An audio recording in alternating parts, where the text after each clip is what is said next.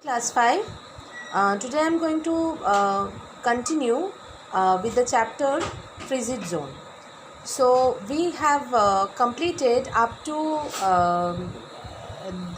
the page number 103, and we are going to start from the page page number only 103, but I am going to start from the last paragraph of that page number.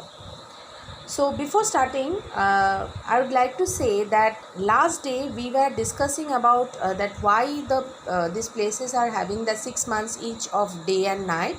I discussed it thoroughly, and again I want to tell that as the earth revolves around the sun, the tilt of its axis cause changes in the angle of the sun's rays on the earth, and polar regions therefore have long periods of limited or no sunlight in winter and up to 24 hours of daylight in summer. Though the sun shines for long periods of time, the rays are very weak and do not have much heat. Hence, the region continues to be cold even in summer. Okay, so now I am going to start with with today's lesson. So here you can see this is polar lights I have written already. So what are these polar lights? Now sometimes the night sky, generally at the time of night sky, it's only that means that 6 months of 6 months one region, one frigid zone will get the throughout the that means day, and 6 months throughout the night. Now in sometime in night sky, but in sometimes this happens. Okay, this zone is lit up by spectacular lights, and it's bands of reds and green lights. These are called polar lights, and in northern hemisphere this is called aurora borealis, and in southern hemisphere it is called aurora australis. Okay, so these are very important for this that means this place, and it's spectacular. It looks like spectacular.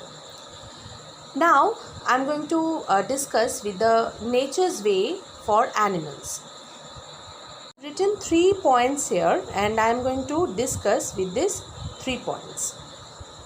Nature has helped animals that live in the frigid zone to adapt to the environment in the following ways.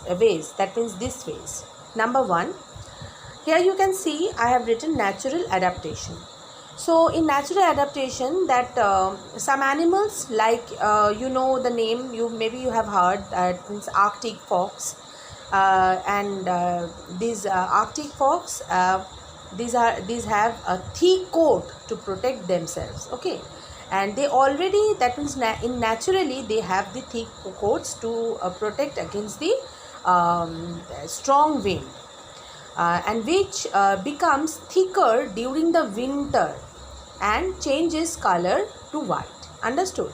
That means it's the natural adaptation. Naturally these foxes are having the thick coat to protect themselves from the winter, that means the cold, and when it is cold time, that means the winter time, it's this coat becomes thicker, and the color also change into white.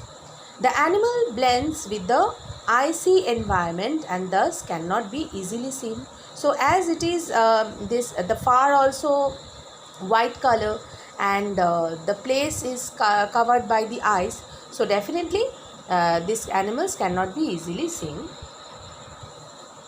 Again, it is written hibernation.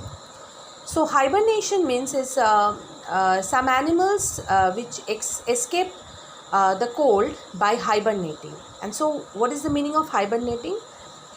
Maybe you have gone through this word in the when I taught you the temperate zone. That time I told you about the meaning of hibernation. Hibernation means a deep sleep.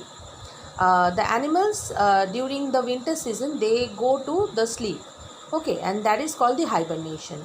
So it's that means what can say, its heartbeat it's slow down at this time. Okay, for many months they can go to the sleep, and that is called hibernating. The Arctic ground squirrel hibernates in an underground burrow, while some other animals sleep in dark, undisturbed, warmer places. So, Arctic ground squirrel. This is a kind of squirrel. So there we can what can I say, that this squirrel can hibernate in an underground burrow, and while some other animals, they can sleep in dark, undisturbed, warmer place. Warmer place means which is warmer, but this that means Arctic ground squirrel can hibernate in the only in the burrow. Next one, you can see here I have written, that is migration. So migration means, that means moving from one place to another. You know also this word, you have come through this word. We have discussed in the previous chapter while we were discussing the temperate zone, this word also there. So I hope that you know the meaning. Again I am telling, this migration means that moving from another place, one place to another.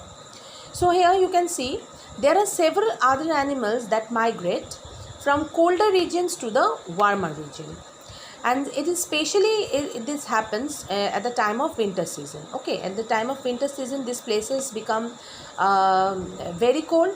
So this some animals, some birds, they move from one place to another. They move from this colder place to the warmer place. Okay.